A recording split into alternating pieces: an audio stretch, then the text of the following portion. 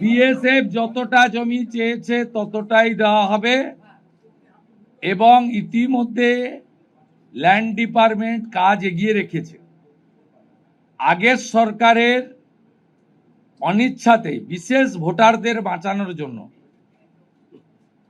অভারতীয় অবৈধ অনুপ্রবেশকারীদের বাঁচানোর জন্য তারা ভূমি দপ্তরকে কাজ করতে দেয়নি এবং মহামান্য কলকাতা হাইকোর্টের নির্দেশও অমান্য করা হয়েছে, যেটা কোনো সরকার করতে পারে না।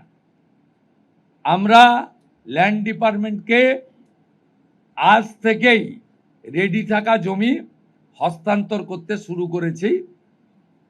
আমার কাছে যেটুকু আমি এলওপি হিসেবে খবর রেখেছিলাম, 90% জমি আপনার land department government of West Bengal transfer করতে পারে।